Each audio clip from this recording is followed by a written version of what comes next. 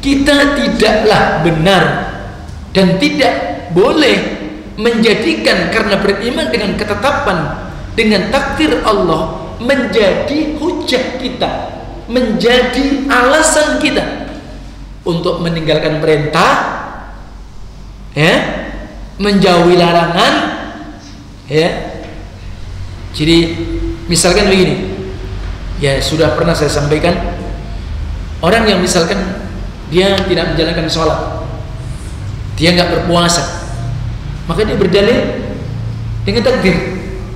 Memang saya ditakdirkan Allah memang bukan orang yang ahli sholat, saya ditakdirkan Allah memang orang yang bukan ahli masjid. Nggak benar, ya. Atau kemudian dia mengatakan memang saya ini minum khamr, saya ini makan sesuatu yang haram ini, maka ini karena saya ditakdirkan sama Allah. Tidak bisa. Bahkan kita wajib mengimani dan kita harus mengilmui sesungguhnya Allah Tabaraka wa Ta'ala alaina al-hujjah. Maka Allah itu akan menanyakan kepada kita dengan ketika Allah turunkan Al-Quran atau kitab-kitabnya, ketika Allah turunkan para rasulnya, maka itu akan menjadi bantahan kita. Maka Allah mengatakan li alla yakuna lin-nasi 'alallahi hujjatun ba'da rasul, agar tidak bagi manusia, ya, maka dia atas nama Allah, maka dia menjadikan apa? Untuk mendebat. Karena artinya dia beriman dengan takdir, ada takdir baik dan buruk. Saya menjadi orang buruk karena takdir Allah, saya menjadi orang baik karena takdir Allah. Maka setelah Allah utus para rasulnya, nggak bisa. Kalla idza balaghatit taraqi wa qila man راق وظن أنه الفراق والتفت الساق بالساق إلى ربك يومئذ المساق. معاشر المسلمين والmuslimat, jamaah salat maghrib Masjid An-Nur, barakallahu fikum jami'an. Kita bersyukur kepada Allah pada kesempatan malam hari ini kita dikumpulkan Allah di rumah, di antara rumah-rumah Allah, di masjid, di antara masjid-masjid Allah, untuk kita menjalankan ibadah kepada Allah Tabaraka wa Ta'ala. Dan pada kesempatan malam hari ini kita berada di sebuah majelis yang kita ketahui bersama, yang kita harus pahami. Majelis ini disebut dengan majelis ilmu, disebut pula majelis zikir, disebut pula majelis tafaqquhu fiddin, disebut majelis zikir karena memang di dalamnya disebutkan qala Allah qala Rasul. Kita ketahui bahwa Al-Quran dan Sunnah Rasulullah SAW yang senantiasa memberikan pelajaran dan mengingatkan kita semua. Disebut dengan majelis ilmu karena memang ilmu adalah qala Allah qala Rasul. Adapun disebut dengan majelis tafaqquh fiddin, ini adalah majelis kita untuk kita supaya lebih faham dan kita mendalami agama Allah dengan harapan apa? Supaya tegak agama kita. Karena ini disebut majelis ilmu, majelis zikir, majelis tafaqquh fiddin, maka tentunya majelis ini memiliki sebuah keutamaan. Majelis ini tentunya punya keistimewaan, yang tentu keistimewaan itu disebutkan pula di dalam hadis Rasulullah SAW dalam derajat hadis yang sahih. Apakah diriwayatkan Imam Bukhari dan Muslim dan yang lainnya. Salah satunya bagaimana ketika kita berkumpul di rumah, di antara rumah-rumah Allah, maka Nabi bersabda, majtama'a qaumun fi baitin min buyutillah, tidaklah berkumpul satu kaum di antara kaum muslimin. Jadi majtama'a qaumun fi baitin min buyutillah, tidaklah berkumpul, ijtima. Maka ini juga disebut dengan apa? Ijtima namanya, tempat kita berkumpul, ya. Tidaklah satu kaum yang berkumpul di rumah, di antara rumah-rumah Allah, Jadi bisa jadi majelis ilmu itu bukan di Masjid An-Nur saja, mungkin di masjid-masjid kaum muslimin yang lain. Ya, apa mereka berkumpul? Yatluna kitab Allah. Mereka ingin apa? Mereka membaca ayat-ayat Allah. Ini majelis itu di dalamnya dibacakan ayat-ayat Allah. Nah, sebagaimana tadi dalam khutbatul hajah saya sudah sebutkan bagaimana tentang ayat-ayat yang mengajak kita agar kita memperbaiki takwa kita kepada Allah. 3 surah, ya, 3 ayat ada pada 3 surah dalam Al-Quran. Surah Ali Imran, surah An-Nisa, surah Al-Hasyr disebutkan. Jadi majelis itu apa? Tujuannya yatluna kitab Allah. Mereka membaca ayat-ayat Allah. Kemudian wa yatadarasuna bainahum. Ada yang menjelaskan makna kandungan ayat-ayat tersebut. Ada yang menjelaskan kandungan hadis Rasul sallallahu alaihi wasallam. Nah, tadi. Sekarang apa manfaatnya majelis itu? Perhatikan, illa nazalat alaihimur rahmah. Itu yang pertama. Melainkan majelis itu Allah akan turunkan apa? Rahmatnya. Ya. Dengan kata lain, illa nazalat alaihimur rahmah wa ghasyiyat, atau illa nazalat alaihimus sakinah. Pertama sakinah, ya. Allah turunkan ketenangan. Itu pertama. Yang kedua apa? Wa ghasyiyatuhumur rahmah. Allah liputi kasih sayangnya. Yang ketiga, wa haffat alaihimul malaikah. Nih, malaikat pun mereka bermajlis bersama kita. Jadi malaikat pun bermajlis sama kita.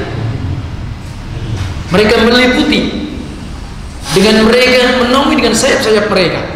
Kalau melihat yang lain, malaikat mendoakan majelis tersebut.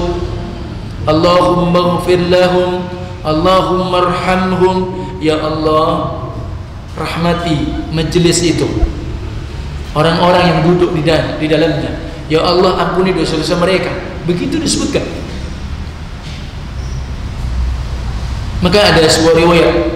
Jadi di langit sana ada malaikat yang dia punya tugas khusus, di mana mereka mencari majelis-majelis ilmu. Ketika mereka dapatkan di bumi itu ada majelis ilmu, majelis tafaqquh fiddin, mereka undang teman-temannya. Itulah apa yang mereka inginkan. Sehingga disebutkan yang lain, maka malaikat itu mereka ridho, ya, dengan apa yang mereka telah lakukan. Nah, kemudian yang keempat, wa dzakarallahu fi man 'inda. Dan Allah menyebut majelis itu di hadapan malaikat-malaikatnya yang mulia. Nah, ini yang harus kita jaga, barakallahu fikum, yang tentu juga memberikan sebuah targhiban, motivasi untuk kita semua agar kita senantiasa ya hadir dan duduk di majelis ilmu.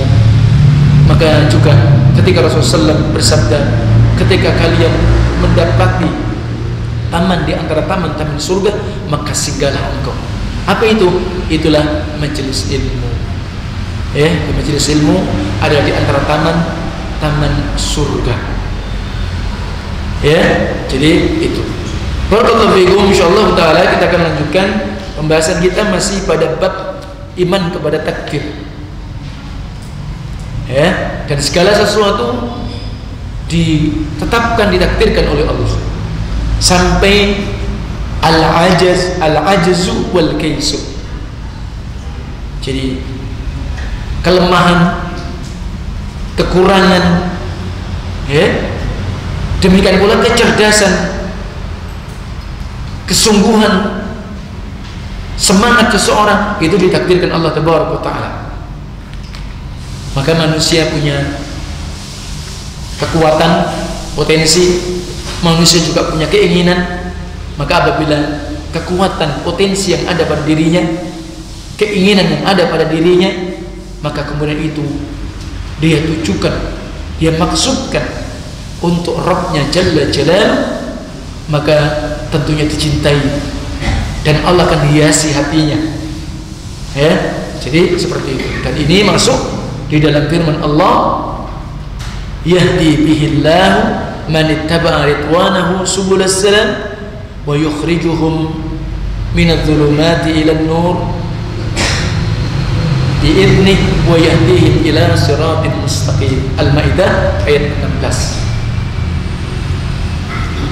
Ya, yahdi bihillah, di mana Allah memberikan hidayah, bimbingan kepadanya bagi siapapun yang mengikuti apa?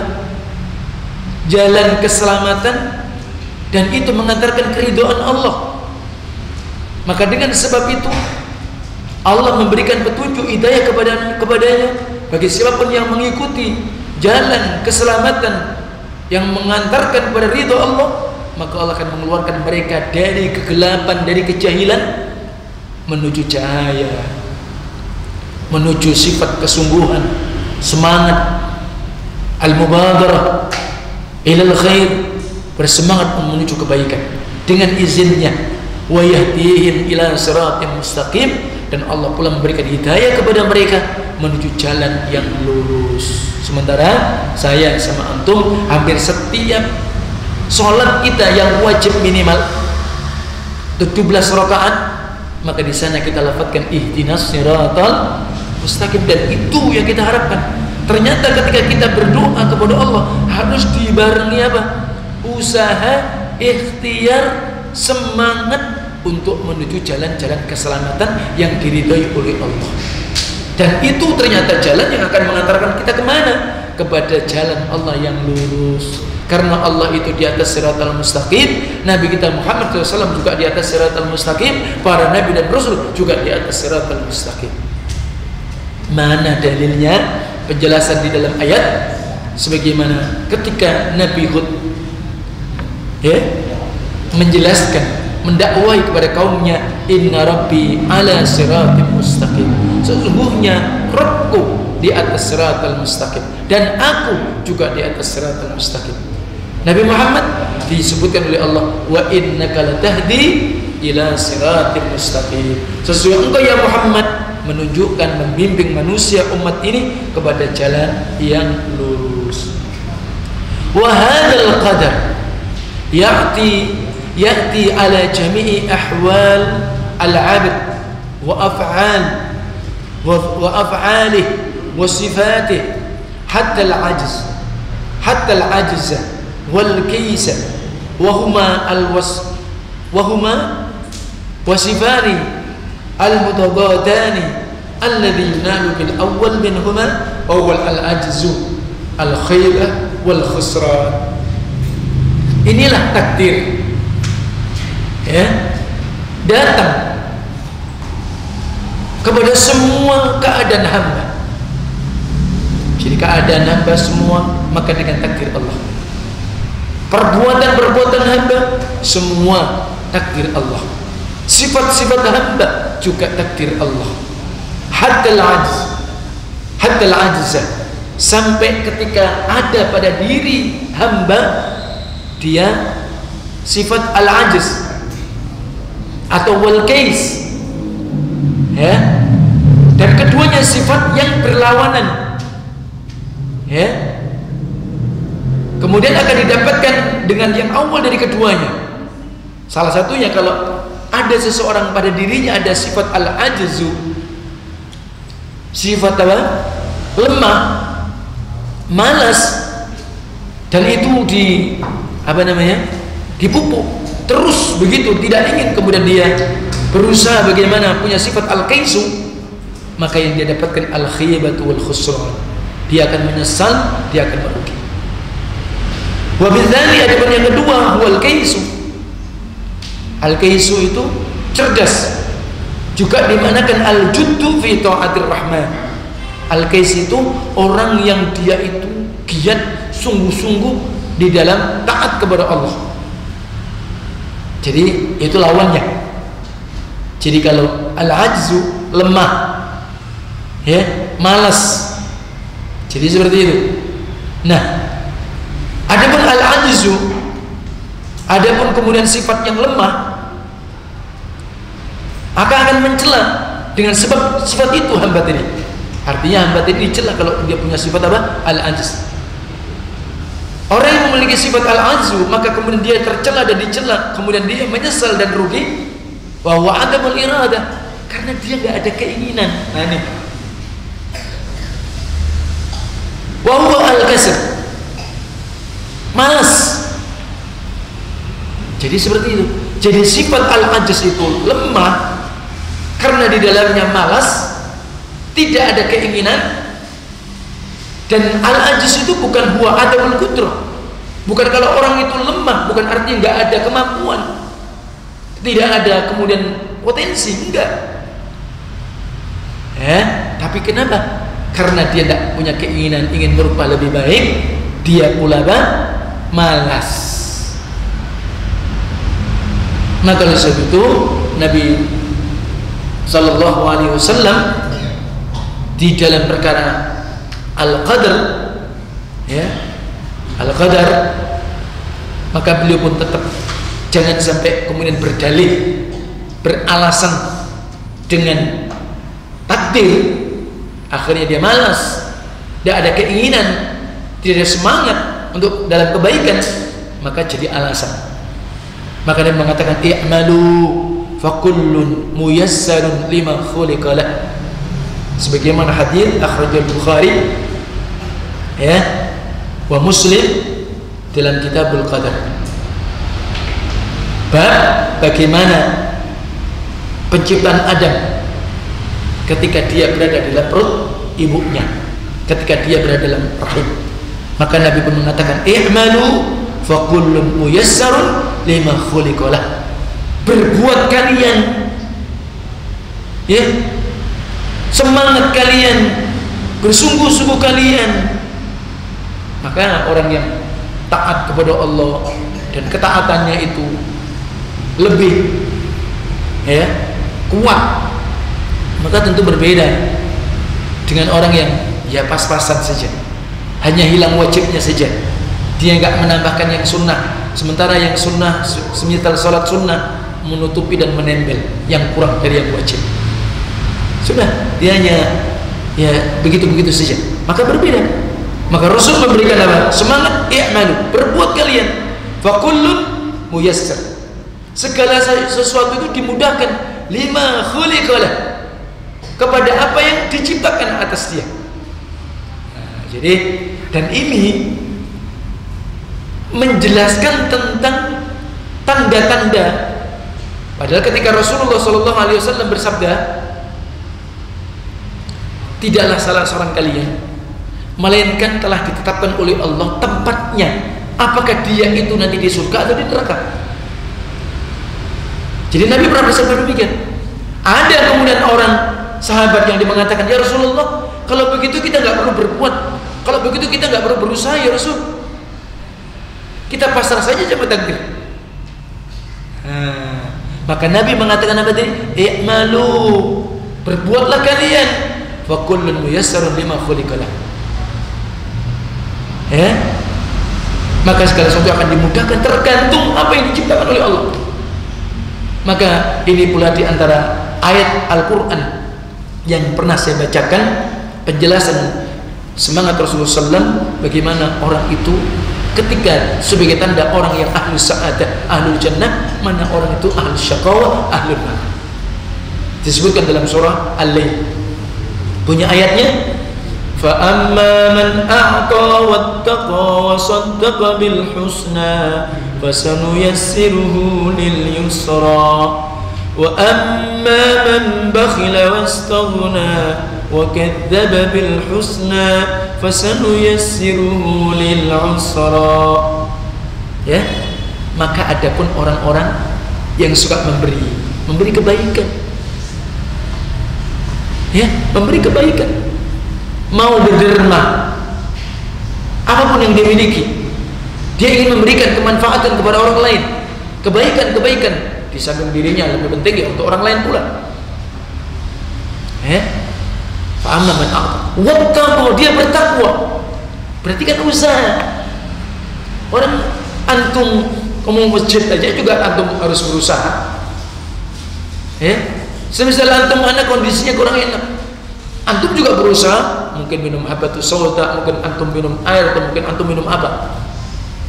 Ini menjelaskan ingin antum beribadah ke masjid tadi.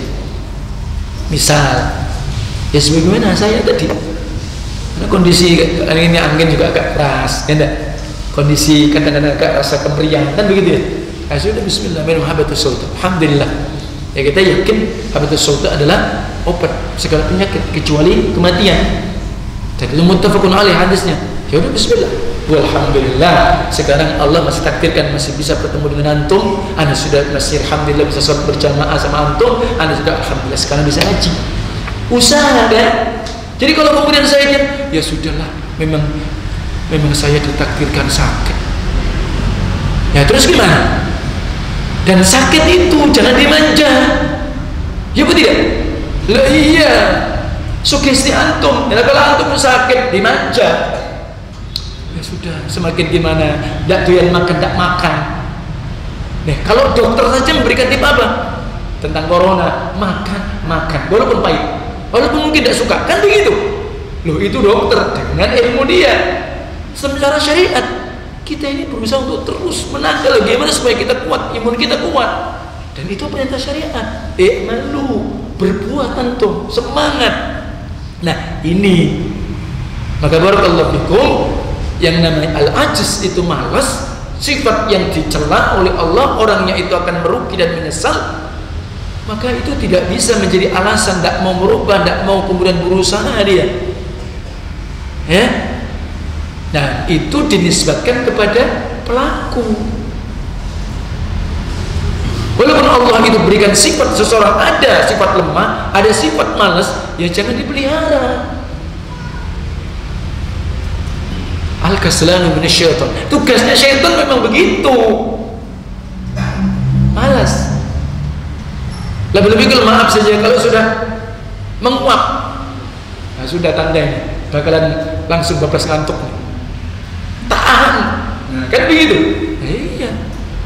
Makanya dalam sebuah hadis ketika antum itu menguap, ya, at-taza'ub namanya kalau dalam bahasa hadis, maka tahan, jangan buka mulut, karena kalau ketika antum buka, begitu, nah syaitan ketawa, dia pergi, berhasil dia. Makanya Allah itu mencintai al-utosh, bersin dibanding at-taza'ub, karena kalau orang itu habis bersin biasanya semangat, begitu. Maka didoakan saudaranya, kecuali kalau lebih dari 3 kali baru syafaatullah, tandanya dia mau flu, kan begitu. Jadi seperti itu. Tapi kalau sudah namanya at-tazawub, menguap, nah antuk habis itu, ya, maka oleh sebab itu Allah tidak suka dengan yang seperti itu. Walaupun itu ditakdirkan Allah, sudah pernah saya sampaikan, Allah juga takdirkan. Ada orang baik, ada orang buruk, ada orang kafir, ada orang muslim, ada pula iblis, ada malaikat, ada Adam, semua dengan hikmah. Ya, kenapa dia jadi iblis? Asalnya bangsa jin, kenapa jadi iblis? Ya karena apa? Wastakbar. Tidak bisa kemudian dia akan protes sama Allah. Ya Allah, jangan kau masuk aku ke dalam neraka dong, karena engkau ciptakan aku jadi iblis. Tidak bisa. Asalnya Allah ciptakan bangsa jin, Allah asalkan ciptakan manusia, Allah ciptakan malaikat, semuanya di surga, tidak ada perbedaan. Allah uji mereka. Adam pun akhirnya dikeluarkan dari surga karena sebab pelanggaran, kan? Ya akhirnya hikmahnya ada kita, kan begitu. Ya, kalau Adam di surga terus, wallahu a'lam, tidak bakal ada namanya Bani Adam. Tidak ada namanya, kalau laki namanya kaum Adam, kan? Kalau wanita namanya kaum Hawa, nggak akan ada. Itu pun di atas hikmah. Adam pun akhirnya sadar, dia pun bertaubat kepada Allah. Kita juga begitu. Manusia tidak semua maksum, mungkin ada terjatuh pada dosa kesalahan, tapi jangan berbangga dengan dosa kesalahan. Segera dia kemudian ingat kepada Allah, inabah, dan kemudian taubat kepada Allah. Itu yang dicintai oleh Allah. Maka oleh sebab itu tadi tanda kalau orang itu ahlu sa'adah, ada usaha memberi kebaikan, bertakwa kepada Allah, taat kepada Allah, menjauhi larangan Allah. Dia beriman dengan balasan dia. Kalau dia orang yang ahlul khair, kalau dia itu adalah orang yang ahlul ta'ah, kalau dia adalah ahlul taqwa, balasannya kemuliaan, kan begitu. Makanya Allah katakan apa? Fasanuyassiruhu lil yusra. Maka kami pun akan mudahkan, antarkan jalan dia kepada kebaikan tadi. Kata Rasul, ini tanda orang yang ahlus sa'adah. Makanya fakullun muyassarun lima khuliqalah. Antum mau berbuat apa? Adapun wa amma man bakhil, adapun orang yang bakhil, sudah tabiat dipelihara. Sampai Nabi mengatakan juga dalam hadis riwayat Tabrani, salasun muhlika, ada 3 hal yang akan membinasakan manusia. Yang pertama, hawan muttaba'un. Apabila hawa nafsu diikuti terus, hawa nafsu tidak akan pernah putus kan? Tidak akan pernah namanya puas kalau hawa nafsu kan? Yang kedua apa? Wasyuhun muta', sifat bakhil, kikir, ditaati. Nah, kadang ada loh tabiat memang itu muncul dari diri manusia. Pelit itu ada. Tapi ini bisikan syaitan, lebih-lebih kalau persepsinya seperti Allah sebutkan dalam Al-Quran. Alladzi jama'a malahu wa'addadah yahsabu anna malahu akhlada. Ya, orang-orang yang mereka mengumpulkan, menghitung-hitung hartanya, dia menyangka hartanya kekal abadi. Padahal kalau kita meninggal, harta ikut atau tidak? Tidak. Tapi pun mengatakan orang yang mati diikuti 3 hal. Yang pertama adalah ahluhu wa maluhu wa amaluhu. Yang ketiga, fayarji'u thnani wa yabqa wahid. Adapun harta dan keluarga pulang, nggak bakalan ikut. Yang ikut adalah amal. Nah, ya berarti salah kalau dia mengikuti. Ada sifat bakhil, pikir ada pada dirinya, mungkin ada macam-macam. Itu kan hasil cerita saya nyari tidak susah. Saya sudah harus peras keringat. Nah, kan ada aja yang seperti itu. Akhirnya seperti itu. Maka ini membinasakan. Dan yang ketiga apa? Wa ijabul mar'i bi nafsi, ketika seseorang itu mereka berbangga, ujub terhadap dirinya. Ada orang yang bakhil, wastaghna, merasa cukup. Nah, ini yang berat, ini merasa cukup. Beda loh, merasa cukup yang dimaksud dalam ayat ini dengan qanaah beda. Orang yang menutup diri, tidak lagi menghiraukan orang lain, atau kemudian dia sudah tidak perlu lagi menambah bekal. Jadi ilmunya yang dulu ya sudah diyakini begitu. Ini namanya masail-masail jahiliyah. Wa kadzdzaba bil husna, karena tidak beriman dan dia dusta dengan hari kebaikan, hari balasan maksudnya. Maka Allah katakan apa? Fasanuyassiruhu lil usra. Maka kami pun akan antarkan dia jalan menuju jalan kesulitan, karena itu yang mereka tempuh. Dan ini tanda orang yang menyesal. Amma ahlus sa'adah fayuyassiruna li'amalis sa'adah walika bikaisihim wa taufiqihim wa lutfillahi bihim. Nah, adapun kalau ahlus sa'adah, Allah akan permudahkan, dia akan menuju amal-amal yang mengantarkan kepada kebahagiaan. Dan itu adalah orang-orang yang semangat, cerdas, dan dia pun berjalan di atas syariat Allah, dan Allah berikan taufik kepada dia. Dan itu pula karena kelembutan Allah kepada mereka ahlus sa'adah. Wal kaisu wal ajizu huma al madhkuran fi qoulihi sallallahu alaihi wasallam. Sifat al-kais, orang yang semangat, bersungguh-sungguh dalam taat, orang yang cerdas, mempersiapkan diri bekal-bekal menuju kehidupan yang kekal abadi, dan lemah, semua disebutkan dalam hadis. Dan hadis disebutkan di sini dengan berbunyi al-kaisu man dana nafsahu wa amila lima ba'dal maut, wal ajizu man ittaba'a nafsahu hawaha wa tamanna 'ala Allahi al-amani. Ya, maka di sini disebutkan beberapa takhrij hadis, tapi maknanya mulia. Orang yang cerdas cerdas, orang yang bersungguh-sungguh, orang yang bersemangat dalam kebaikan adalah orang-orang yang mendekatkan kepada dirinya, yang dia senantiasa menghampirkan, yang mendekatkan dirinya, menghampiri kebaikan-kebaikan. Wa amila lima ba'dal maut, dia melakukan amal-amal sebagaimana amal untuk persiapan nanti ketika dia setelah mati. Jadi orang yang cerdas itu, orang yang al-kisu itu, orang yang bersemangat sungguh-sungguh dalam kebaikan itu adalah orang-orang apa? Yang memang mereka mempersiapkan dirinya untuk melakukan amal, persiapan untuk kematian, bekal kematian. Adapun orang yang malas adalah orang yang lemah, adalah orang yang mengikuti hawa nafsunya, ya, dirinya kepada hawa nafsunya, dan dia itu hanya menghayal, berangan-angan saja, berandai-andai saja. Jadi seperti itu. Nah, kemudian iman kepada takdir, maka disebutkan kita iman kepada takdir itu iman takdir yang baik, takdir yang buruk, yang manis, yang pahit.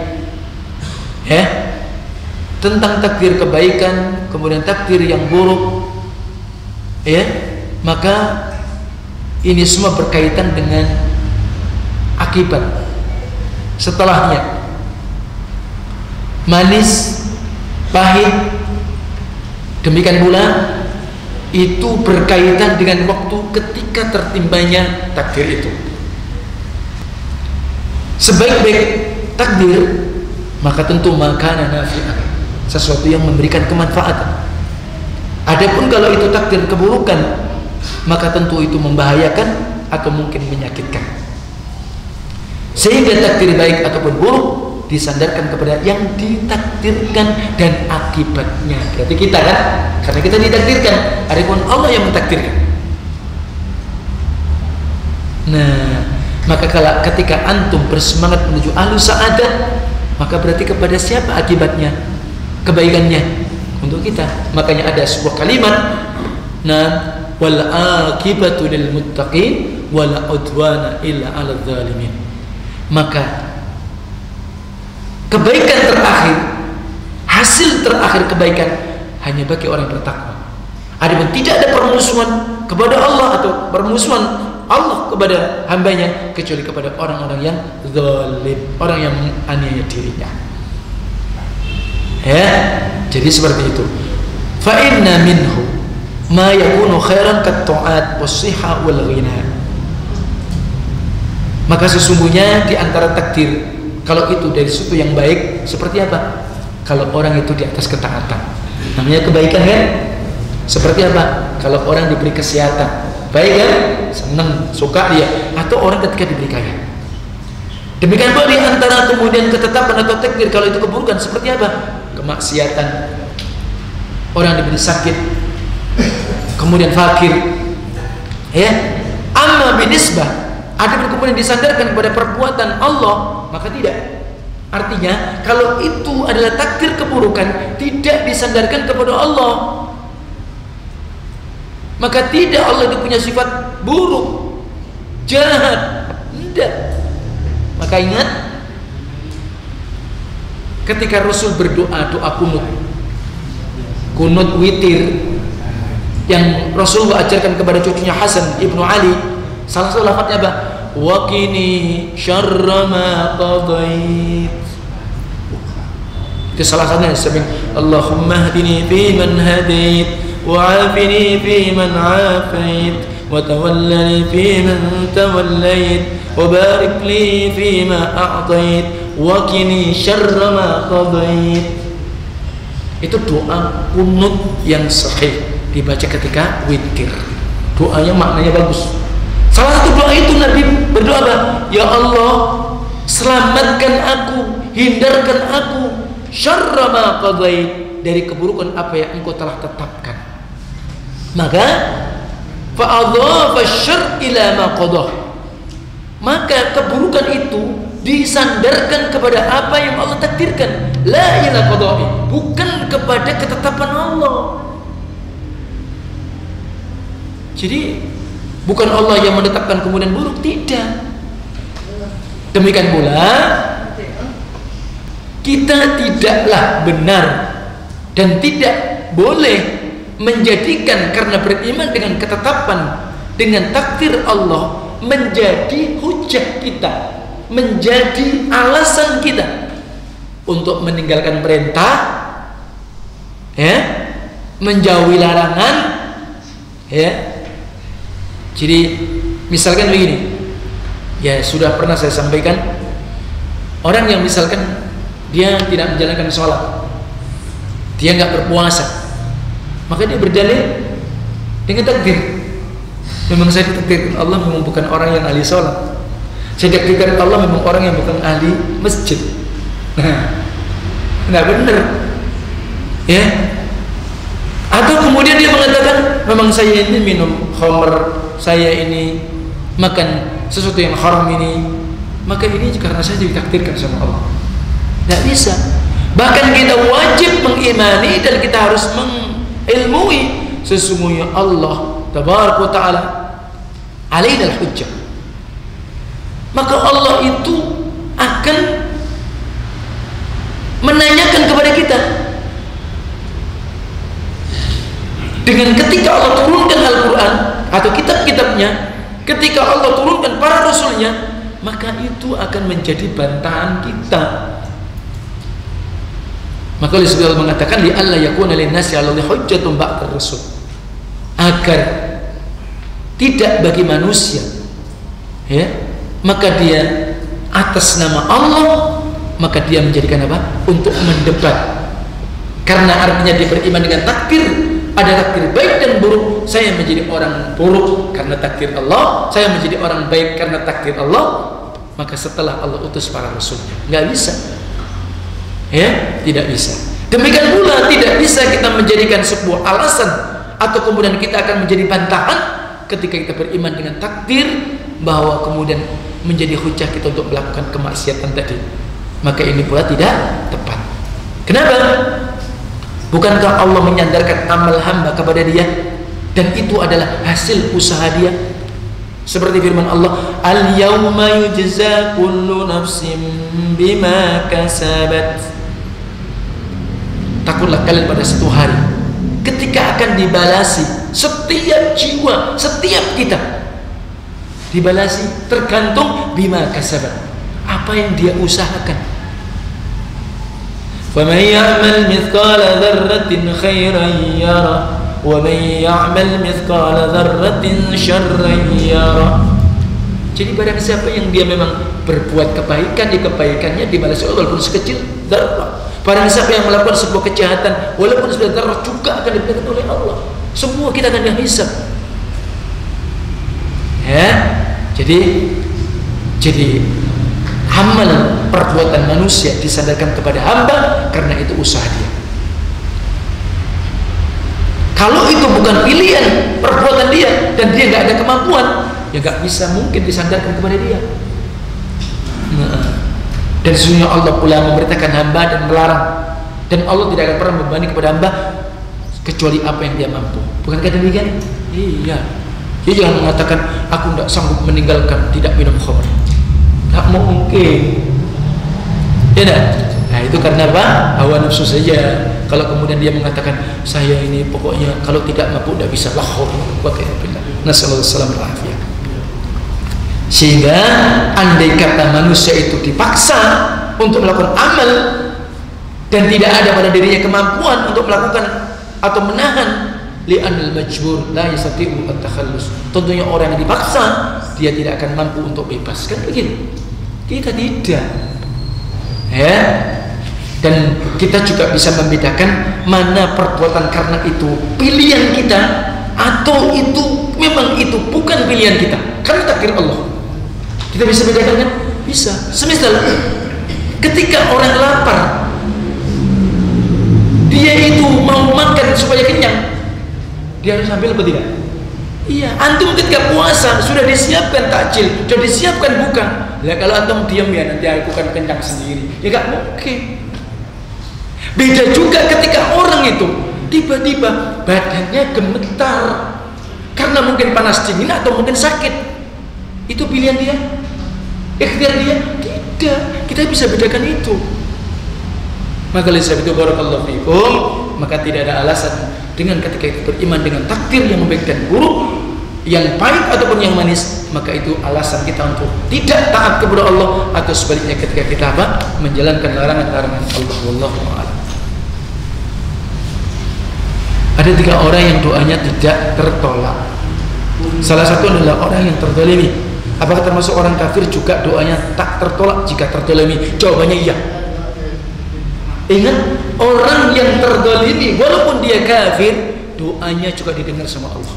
Makanya Nabi bersabda, wattaqu da'watal mazlum laisa bainahu wa bainallahu hijabun. Takutlah kalian kepada doa-doa orang yang terzalimi. Kenapa? Antara dia dengan Allah tidak ada hijab. Dan disebutkan oleh para ulama, Syekh Fauzan termasuk orang kafir yang terzalimi. Jika antum zalim kepada dia, maka doa dia didengar sama Allah. Makanya jangan coba-coba antum zalim sama orang kafir. Kalau itu kezaliman, ada kisahnya juga di hadapan Allah nanti. Bagaimana menasihati teman yang malas bekerja dan malas ibadah, kemudian dan banyak tidur. Waduh, tidur. Waduh, berat ini. Dia tetap harus dinasihati ini. Jadi malas tidak betul. Ya, demikian pula malas ibadah lebih naudzubillah min dzalik. Ya, tetap harus dinasihati, diingatkan. Ya, tidak bisa seperti itu. Baik, itu insyaallah taala yang bisa disampaikan, semoga bermanfaat. Subhanakallahumma wa bihamdika asyhadu an la ilaha illa anta astaghfiruka wa atubu ilaik. Assalamualaikum warahmatullahi wabarakatuh.